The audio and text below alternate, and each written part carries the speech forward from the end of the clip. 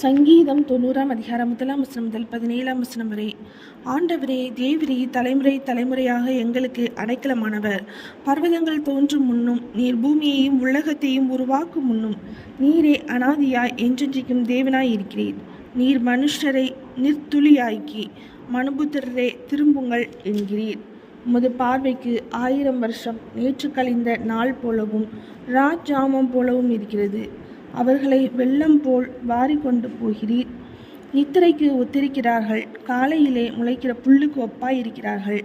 அது காலையிலே முளைத்து பூத்து மாலையிலே அறுப்புண்டு உலர்ந்து போம். நாங்கள் உமது கோபத்தினால் அழிந்து உமது உக்கிரத்தினால் கலங்கி போகிறோம். எங்கள் அக்கிரமங்களை உமக்கு முன்பாகவும் எங்கள் அந்தரங்க பாவங்களை உமது முகத்தின் வெளிச்சத்திலும் நிறுத்தினீர்.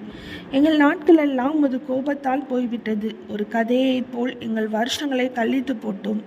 எங்கள் ஆயுசு நாட்கள் 70 வருஷம், பலத்தின் மிகுதியால் 80 வருஷமாய் இருந்தாலும் அதன் மேன்மையானது வருத்தமும் சஞ்சலமுமே. அது சீக்கிரமாய் கடந்து போகிறது, நாங்களும் பறந்து போகிறோம்.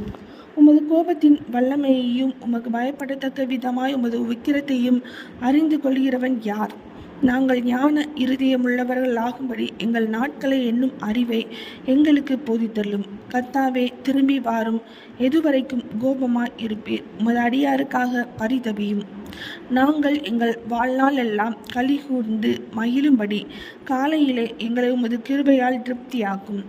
தேவரீர் எங்களை சிறுமைப்படுத்தின நாட்களுக்கும் நாங்கள் துன்பத்தை கண்ட வருஷங்களுக்கும் சரியாய் எங்களை மகிழ்ச்சியாக்கும்.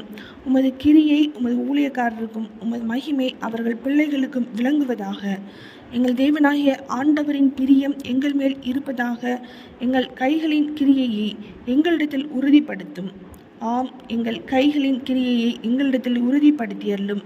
சங்கீதம் 90ஆம் அதிகாரம் முடிந்தது.